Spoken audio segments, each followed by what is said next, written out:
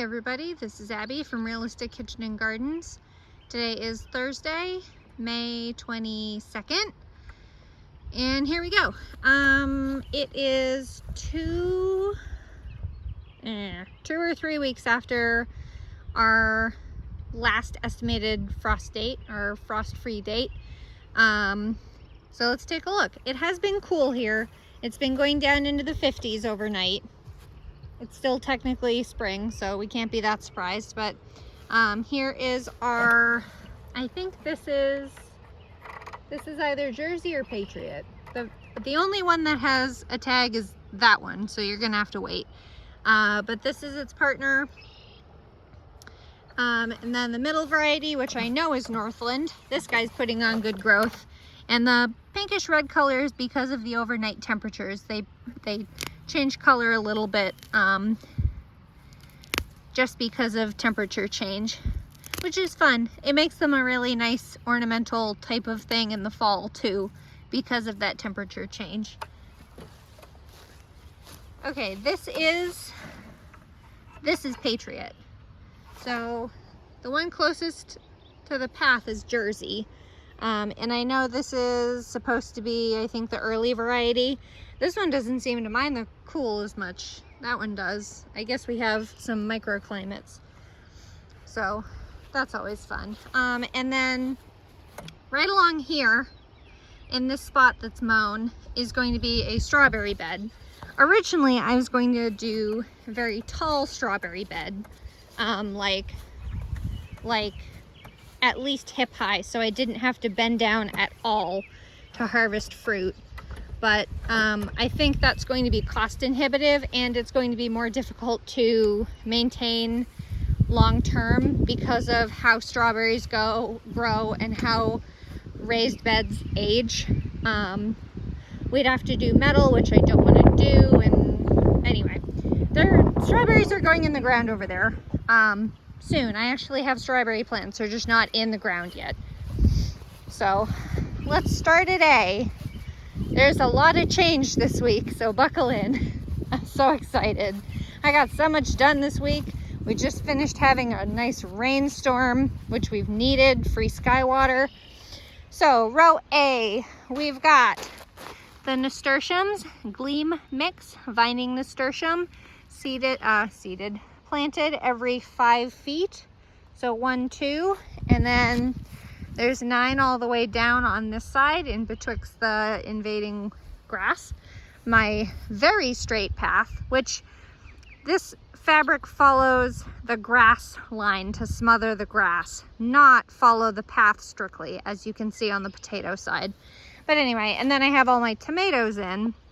I can't remember if they were in last time or not, or if I got them in the day like after the garden video, of course. So this is the first of the 7, or this is the first of the 2 Bartelli Cherry, which are indeterminate climbing type cherry tomatoes. My husband loved these last year, so I'm growing them again, and if my son is anything like my husband, he's going to love them too. So we'll see how that goes. So this is Bartelli number 2.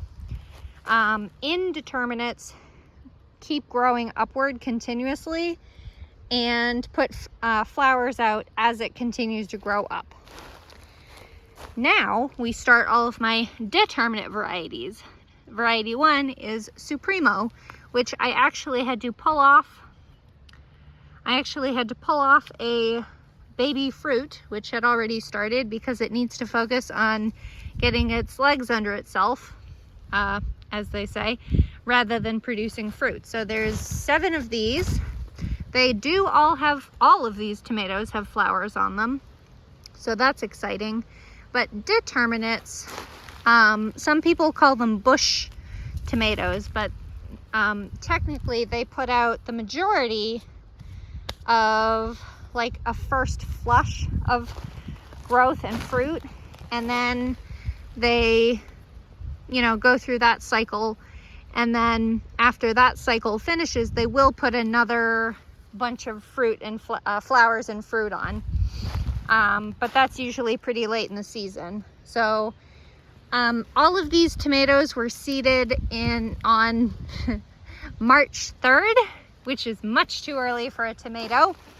So we're a little ahead of the game because I was impatient and still had postpartum pregnancy brain not on board. So the tomatoes are certainly looking happier now that they're in the ground at almost a week, if not a little bit less. But and then, so this is the first of Defiant tomato. So Supremo is more like a large plum that's like oblong oval, like a plum fruit, which is again oblong, where Defiant, Bobcat, and New Yorker are all round, like the traditional idea of a tomato, and they're considered a slicer tomato, not technically a paste tomato. But paste tomatoes, no, slicer tomatoes can still be made into paste. They just have a bit of juice to them. So there. I think I'm trying to remember if I pulled any fruit off this one, but this is the start of a good few flower buds, so we're getting there. This one I had to pull the fruit off of. That's where it is. I knew there was one. Okay, so there's 7 of those. Here's Bobcat.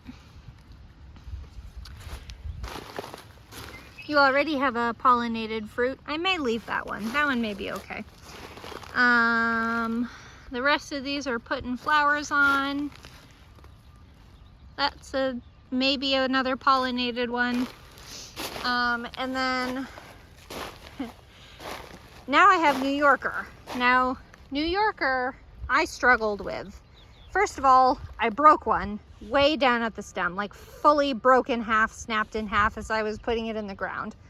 But New Yorker is from My Gardener Seeds, and I was the most excited for this one because it's supposed to be so, I guess vigorous, but more hardy. Hardy is a more accurate word. It's supposed to be so hardy and well producing as a determinate tomato, but they've been so frail up until now. So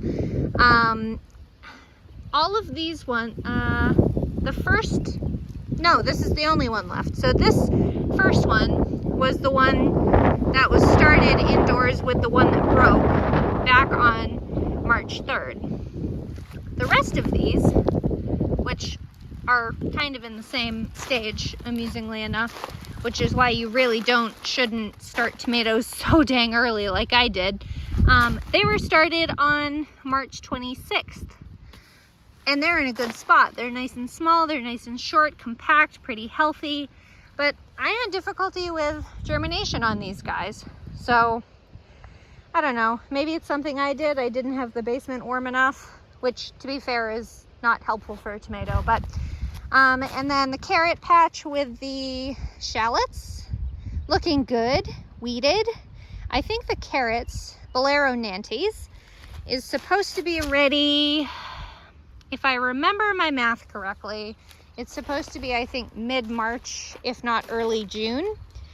Again, it's a 75-day variety. Why would I remember when I actually seeded it? And then these shallots were seeded this year. Oh, worm crawling around. The shallots were seeded this year. These are, I think, conserver shallots. Seeded this spring and transplanted out. They still have to bulb and all that, so they got a while. So there's that. Potatoes. Carla Rosa. This is supposed to be the earlier variety, and this one is having a struggle. So they're planted a foot and a smidge, 1 foot 2 inches, I think, if I remember correctly. So 1, 2, 3, 4. Where am I? 5. And then I think I'm missing 3 here right in a row. And then 6, 7, 8, 9, 10, 11, 12, 13. Oh, there's that one coming in late, 14 and 15. So I'm actually only missing 2 over there because there's 17 of every variety. These are an early variety red, also good for storage, but I don't know if I'll let them get to that point. They're not even flowering yet. So one of you guys, one of you viewers, I should have looked up your name before I did this video. Thank you. Potatoes flowering are when they're putting their tubers on, like the big harvestable tubers. So I appreciate the information. I was unaware. So this variety is Eva, mid-season gold potato, also supposed to be good for storage. I think it's technically a gold skin, but white flesh. So however that works. There's the first one, itty bitty. And then there's this one, which is planted at the exact same time. Nice growth. I don't see, there's some little flower buds on there, so we're getting there. This was an empty patch that I had some extra grass clippings in, so I dumped it there. This one is really starting to put flower growth on, so that's good. 1, 2, 3, 4, 5, 6, 7. I think I'm missing one there. 8, 9, 10, 11, 12, 13, 14 out of 17. So I must be missing 2 in one spot. And then this last variety is caribou russet. Oh look, you're pollinated and gonna, maybe? Nope, you haven't opened yet, just kidding. Anyway, caribou russet, supposed to be an excellent storage variety of a traditional white flesh, brown russeted, which is the texture, the russet is the texture, potato. So, all of these are flowering very copiously. Nice big flowers too. I don't know if that has anything to say about the health of the plant, but these plants are huge. This one, with me standing next to it, is probably, it's above knee height. I'll give it that. I don't think I'm missing any of my caribou russets. They get a little small near the end, which is probably just compaction from the row versus the path. And then this was an adventure to do all in one day. So brilliant celeriac with the sorbet mix, excuse me, viola, and then back to celeriac, viola, celeriac, viola, celeriac, viola, celeriac, viola, and then that's the last one. So that's all the celery root, which is, I treat kind of like a potato, and I actually combine it with potato in the winter for a nice savory mashed potato. It almost gives like a nice comforting soup type of vibe to it because it's the flavor of celery. It's just not nearly as sharp as the stems provide, the stalks. And then I had some extra room, so I put in lupine, these 2 lupine. This is Russell mix. There's supposed to be a whole bunch of color varieties, I think like pink and white and blue. I have no idea what it's going to flower, and this is allegedly perennial, so we'll see if it makes it, blah blah blah. Tango stalk celery with the oyas. So oyas, these are small ones. I actually have a couple over there that you can see. That's the size of them. They're only a little bigger than my hand. But I wanted to test it out with celery because they like a lot of water. And if I had to fight for one or the other, celery versus celery root, I'd rather support the celery root, celery stalk celery, English. So an Oya is, the base of it is not glazed, but the top is, probably just to see it better so you don't bash into it. But it's a hollow little pot that you fill with water and cork it so nothing falls in and drowns. And it slowly, as the ground dries, water goes to dry and gets pulled out through the ceramic material, the clay pot, and infuses the ground with more water. So it keeps things watered in a more gradual way than drown with rain and then dry out and all that. So apologize for the wind, by the way. So these are all my 12 stalk celery planted at the supposedly 6 inches apart between the 2. We'll see. This is a new variety for me this year. And then the peppers are a little bit chaotic, so bear with me. These first 2 are early jalapeno. They're fine. They were seeded on, all the peppers were seeded on March 5th. There's a gap here, and you'll see them every 2 peppers. The gap is for okra, which I have not seeded yet, but I'm going to be doing orange jing okra. no, red burgundy, sorry, red burgundy okra. So the first one will be seeded right around where that blasted violet is.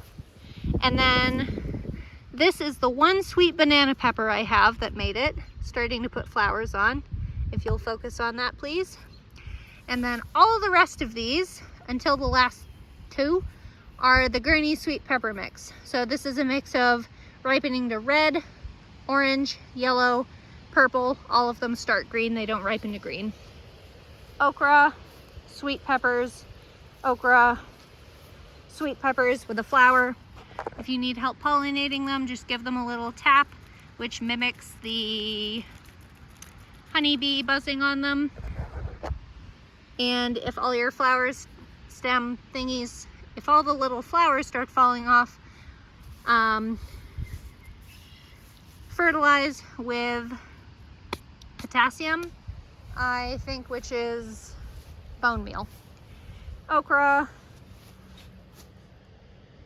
bell pepper. Ooh, one of them. Ooh, look, a baby pepper. First pepper coming along. Good shit. Better than last year. Okra, bell peppers. Those are probably the two shortest and smallest, so that's encouraging. Okra, bell pepper, another nice big flower on there. Pepper flowers are not very exciting. They're very functional.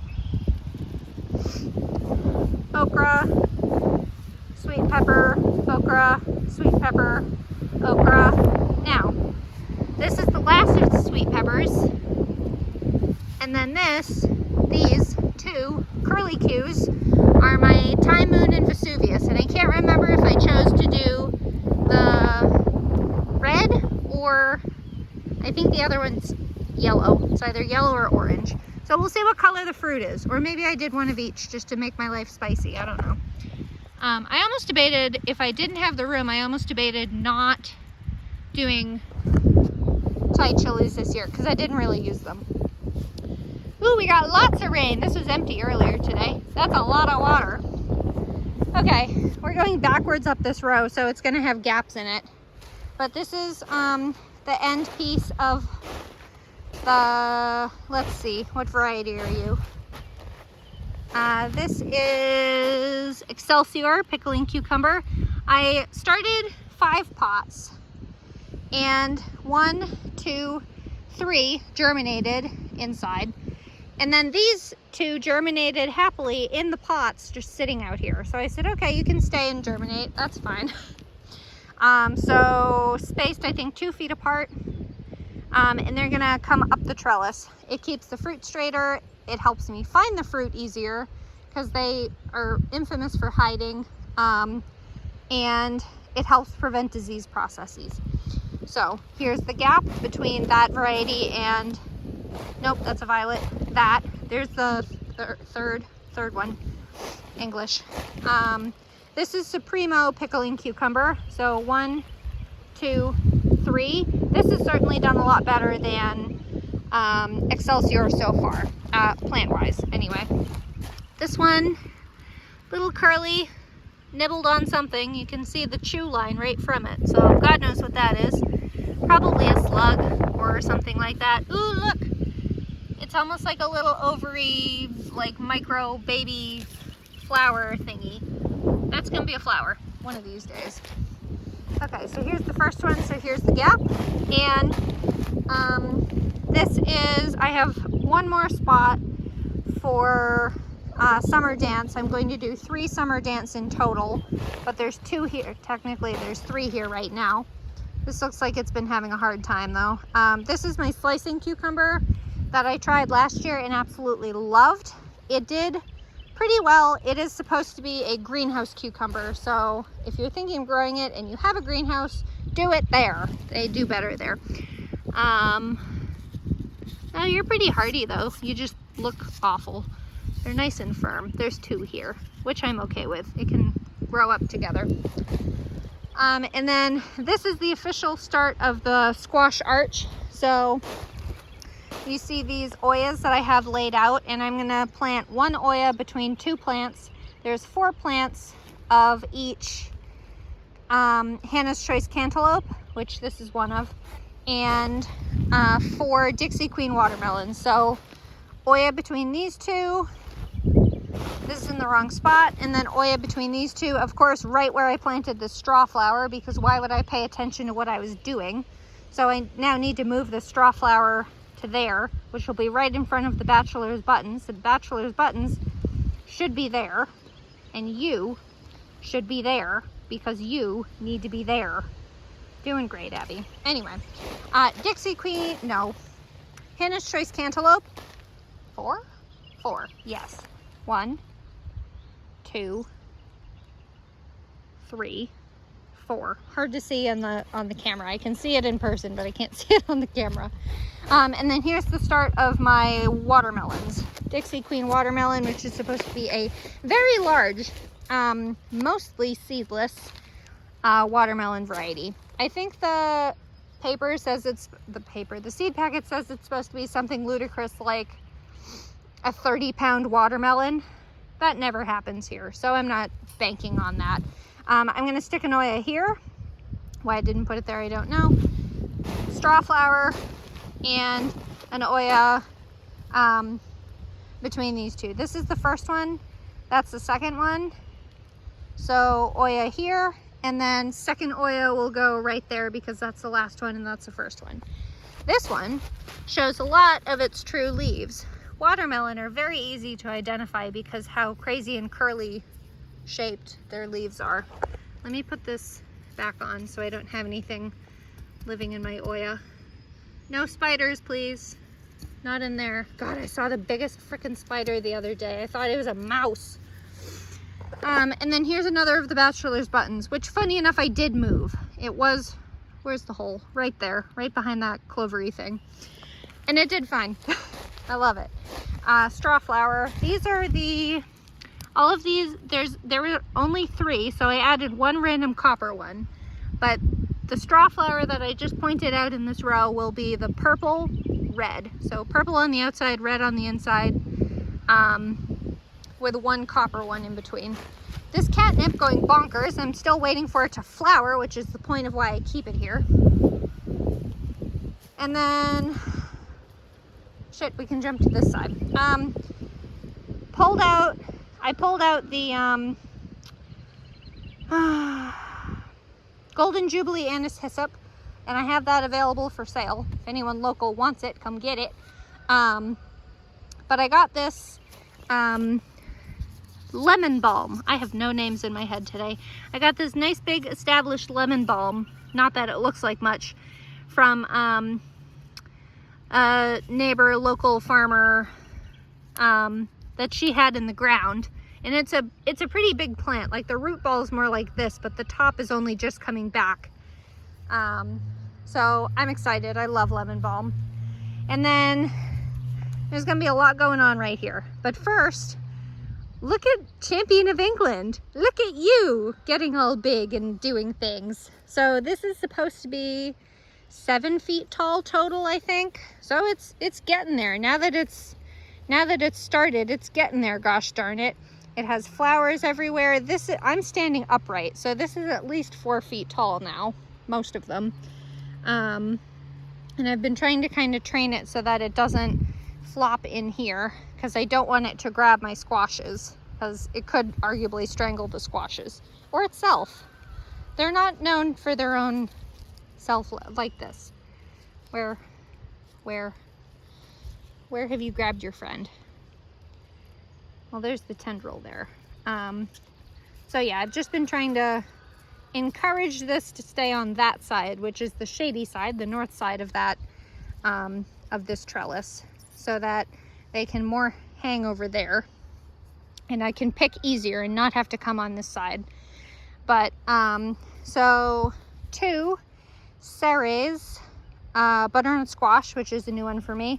These will all climb up the trellis too, and as these peas age out, they will just fertilize these, because peas are really good for bringing nitrogen to the surface, and all that. So they're a good companion plant. One of the best companion plants for celeriac. I grew celeriac with Oregon sugar snow peas one year, and the bulbs were like larger than apples, larger than pears. I miss those. I haven't had a good one like that. And then surge shelling pea is also flowering. Yay! These were direct sown. I can see the tag. They were direct sown March 21st. So no, this is actually 2 months. I remember last fall, I seeded these and they were flowering in like a month, and I was completely confused. So there's surge shelling pea, which are very distinct because they have all these ridiculous tendrils and they're literally choking each other. And then here is the last bit of peas. Names. Pull names out of your head, Abby. Little purple snow pea. Not that they're flowering yet, but they look pretty good. Peas allegedly grow better in like these dense little stands, but I did seed them very close together, something like an inch or two apart, and that is not what they want. Waltham butternut squash times 2. Grew this 2 years ago and enjoyed it. It's fine.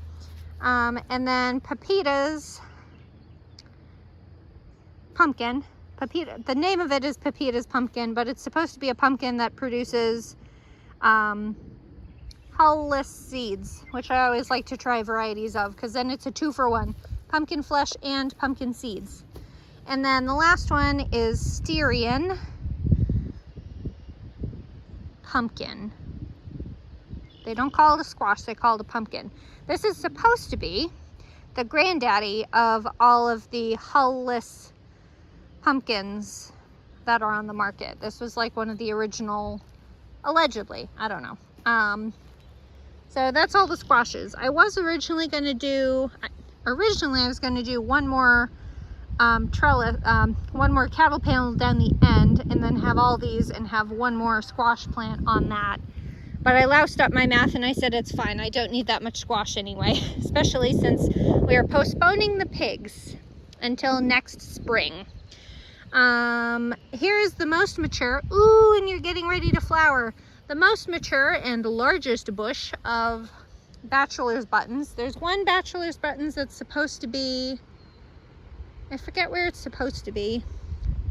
Between, there's one and there's the other. So it's supposed to be like there-ish, but I don't think it is. I think that's the one patch that got overshadowed. So I may try to split this before it flowers, but this is the most mature and densely packed one I have. I think this is called something like Black Magic, something like, it's all shades of purple from Johnny's Seeds. This is not planted yet. This is for zucchini, which I'm doing bush zucchini. I forget the variety I'm doing. I decided I wanted a lavender patch, so I put a lavender patch in. I don't know what happened to my math, because I planned 8 feet from the edge of that bachelor's buttons over to, I'm using that root as a marker. I planned 8 feet for the zucchini. Oh, I know what it was. I was planning to put snapdragons here. That's what I planned. The space didn't come out of the blue. Anyway, I had originally planned snapdragons, but I would much rather try different varieties of lavender to see what does well in my ground. Because if I can have lavender as an overwintering ground plant, that'll make my freaking day. So I have 4 different varieties of lavender here. I have Provence, which is very tall and not, I mean, it has plenty of flower stalks on it, but they're not ready to open yet. And these are all purple varieties, they're not white. Hidcote? Hidcote? I have no idea how that's pronounced. They're all flowering. This is a nice short little compact bush, which is nice. All of these smell great. No smell concern. Munstead, which is supposed to be a great heirloom variety. This has a nice good few blooms on it. I love lavender. Lavender has been my friend lately, and when I was pregnant with my son, my absolute favorite drink was a decaf Earl Grey, which is No, London Fog, sorry. Decaf London Fog, which is Earl Grey tea with milk, a little bit of lemon, and lavender, of course. So it has a special place in my heart. I should really harvest some of these lavender buds, not that I need them. And then this is my grown elegance lavender. Look at this, every single stalk coming out of it, except this one. Excuse me, chickweed. Except this one has flowers on it. Look at that. They're small, but it's all flowering. Hell yeah, this is the one spent one, but that's okay. We'll forgive it. I'm excited for elegance. Anyway, this is the original seeding of in late April of lettuces. So I have, you can see it's not very well marked. You'll live.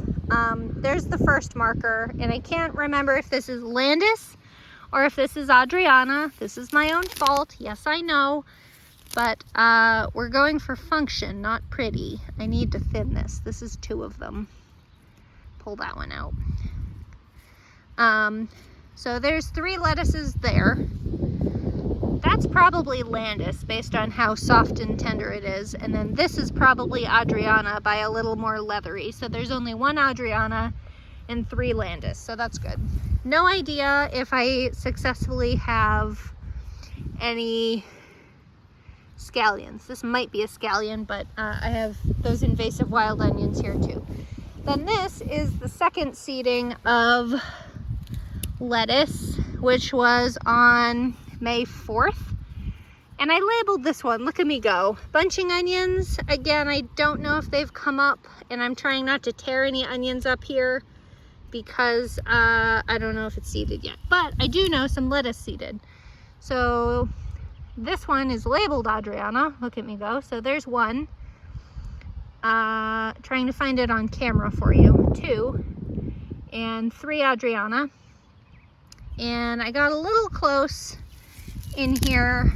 Not that it doesn't help that all of this ground cover keeps creeping into this section. I thought there was 1 lettuce in here, but it's probably been overshaded and drowned, which is arguably okay because I have 3 heads here and I don't usually harvest the whole head. And then from that stake to that one is going to be one that I should have seeded 2 days ago of another one.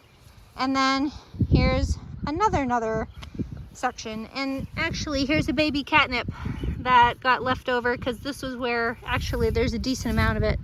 There's another one here, catnip. In the mint family, it spreads by roots, it spreads by seeds, it spreads by looking at it and then looking somewhere else. There's one here. And here, I think fresh catnip smells like pot, not gonna lie. So I don't like picking it or harvesting it. My cats love it, shockingly. But I just grow it for the flowers, for the pollinators. That's one of the few big obnoxious things I grow for just the bugs. Onions, these are white onions, getting big. We had some decent wind, so it's probably getting floppy. Here's a volunteer potato that I keep trying to, ooh, look. Look, look, look. A baby firefly. Freaking potatoes from last year. You wouldn't grow here last year, but you'll grow here now when I don't need you here, because I would rather have onions now. I did actually let one, I let 2 grow. Oh, here's another one. But you can see these are, what? Oh, okay. They're actually stunting the onions below. Goddamn creeping Charlie. I hate this shit. Plants. And a goldenrod coming up there. I severely digress. This is gonna be a long one, I'm sorry. So here's the tag.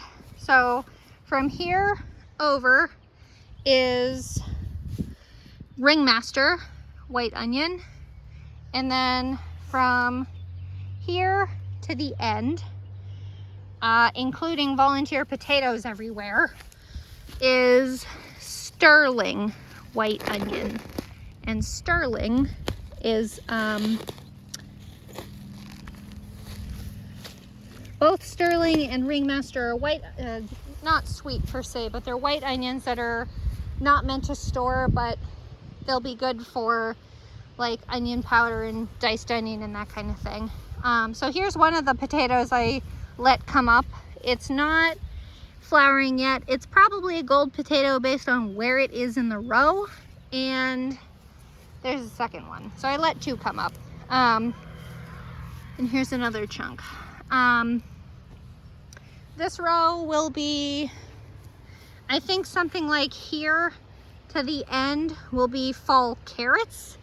And then wherever I just started, there will be parsnips in the fall, which need to be planted in June. So I'm just letting gravity do my job because I'm kind of lazy. And then this is a very large swath all of Patterson yellow storage onion. So these guys are doing good. These are spaced, I think 6 inches apart, which is the recommended spacing for onions in a row from the app that I use, the program I use to plan my garden. Ooh, need to harvest some garlic scapes. Oh, I'm not there yet. I'll show you when we go over. And then this to the end is a somewhat vacant spot that I'm seeing what comes up because I seeded with a wildflower mix. I think this is probably a poppy, and who the hell knows what else is in here. The only other thing I can identify is violets and grass. So I'm not pulling anything else up unless it's obviously violets or grass. So I mean, I have all these things that just look like things. There's this one little hairy thing. There's that. I know there's dill in this. There's dill and there's cilantro in this. But I think these are probably poppies or cosmos. God only knows. There's a lot of different plants in that mix. I think it's something like 18 different species.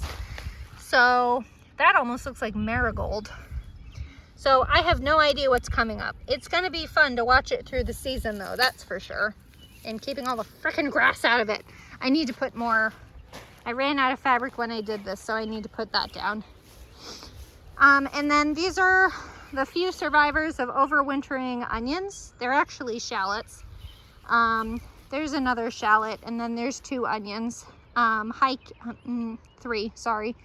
High Keeper yellow onion that was seeded last August and transplanted in last October. And they're bulbing. Look at this. I don't know how big this will get. We still got a while until this thing will keep growing until this neck falls over. And only then will I harvest it. This shit too, whatever this is, this weird clover stuff. So we'll see what comes up. There's a lot of stuff coming up. I have no idea what most of it is, and it's really fun because I love learning new things and new plants. The spice of life. This is yellow wood sorrel, which is edible and lemony, but not what I want. Whoops, I buzzed down a garlic. Soft neck garlic, so these will not scape. These did not do well, except maybe this one. This one's a big boy. The stem will loosen and fall over when it's ready. Maybe I should pull some of the straw off. Damn. The necks of these will fall over like onions 2 to 3 weeks before they're ready to harvest. So that'll be fun. And then here onward is hardneck garlic, but 6 different varieties. This variety is not scaping yet. Producing a scape. Lazy bones, Abby. This one is starting to produce a scape, but it's not fully formed yet. And these are gigantic plants. I am thrilled with this method. Look at that. Gonna have some big boy garlics this year. There's a little more progression. This one has a little more progression too. And then on to the next variety. Random, that might be rye. Look at those nice seed heads. Whoop, you came out nice and easy. Hell yeah. That might be rye. Nice seeds. If I cared enough. Rye, wheat, shit if I know. Something involving my garlic though. This is starting to scape. Oop, yeah, that's a nice scape there. There's a nice scape. The scape that I picked up halfway down the row, wherever the hell I was, is a good example of almost when to harvest a scape. So here's this one, which might have been the one I grabbed. The scapes will get long enough to come over and then curl once and then stand straight again, and that's when you harvest them. But the scapes are the flowers, and because these are hardnecks, they will try to flower and you need to pull them off so they focus on developing the bulb underneath. And the bulb development really happens in the last month of growing. So if you're getting impatient, pull one plant to look at the bulb development. This is getting there. It'll come up. I don't want to bend it too much because they are pretty brittle, but it'll curl a queue like that and then go straight out again. This one's pretty well progressed, though a little gangly. Two more varieties. This, oh look, more rye. This has, nope, that's flat. The scapes are round. This might be a scape starting. This variety doesn't really have any scapes yet. And then this is the very end variety, which does have scapes developing. So we're getting there. Usually I pull scapes and then we usually coincidentally harvest right around July 4th. But we'll see, because a lot of those tips are yellow. I have my work cut out for me. I still need to get out here. I've been dawdling. But this is going to be my legume row, which will have, I think I officially have 18 peanuts actually up. God, I should have tilled this ages ago and I didn't. I dawdled and now I'm in trouble. Look at all the yellow wood sorrel. Look at that. I love yellow wood sorrel. Doesn't smell like anything, but it tastes good. So peanuts, and then the other like 2/3 of the row is going to be 18 feet times 2 sections of pole beans. And I think you're going to laugh at my trellis idea for this year, but I originally had a plan for the trellis and then that fell through. And then last things last is spring brassicas. This is early snow, which I don't think you're heading yet, which is fine. You've established nicely. And then this is the last early snow, which is heading, and that did start heading out here. I don't know what this pink is. I don't know if that's a disease or if it's the variety like bleeding a color. And then this is Fujiyama. I obviously need to weed this area, so bear with me. Fujiyama started heading while still indoors. That's hidden under some clover. I think it's red clover. Violets, and that's goldenrod or ragweed, one or the other. And then here's the last Fujiyama, which has not headed yet, surprisingly. Then we have cabbages, green cabbages. This is, I can't see the tag. I think this is Tiara on this side. 3 of them. They're starting to head, they're getting there. Cabbages are slow, even fast varieties are slow. And then the last 3 are Katarina green cabbage, also a small variety. Then we have yellow mustard, or white mustard, whatever you want to call it. I keep thinking about harvesting some leaves for a salad, but I really just want it for seed, mustard seed. And then the 3 very randomly sized and slug-chewed Chinese cabbage variety minuet, or minuet, no, it is minuet. I remember looking it up. I was gonna make, that one doesn't look that bad, but I think I can see a slug right in the middle there. Or is that just a blob of something? It's probably, no, it's a spider. Look at that. Good, eat the slugs. Kimchi, English. And then here is another bit of white mustard. This one's actually getting ready to flower. It's in the brassica family, so it looks just like a bolted cauliflower head. They're not really very interesting. And then here are the 4 or 5 whatever plants of brown mustard, which again I'm growing for seed. And then I'm fairly certain those are sweet alyssum, which I actually seeded all the way along the row, but I haven't grown it before and I'm not super familiar with it, so I didn't want to point it out. But I'm fairly certain, because of where I seeded this, I'm fairly certain that is the sweet alyssum. So we'll see what shows up. And then the end, which is going to be sweet corn. I still haven't seeded this yet. I need to pull out some of this grass, and that's a headache to do, or a backache to do, because the roots are so ridiculously deep in these that you really need to get either a tiller to dig out all the way around it, or that 4-pronged thing that you twist and pull the roots out. It works great, but it's a lot of labor. All right, so still have a lot of seeding to do. I still need to transplant in the peanuts, direct sow, zucchini, okra, marigolds, cosmos, coreopsis, corn, and shelling peas. Also, you definitely can't see it down there, but I'm pretty sure they're tree swallows. They happen to be breeding at the moment, so my apologies. But I'm pretty sure this pair of tree swallows wants to nest in that nest box at the end. I've been seeing them lately.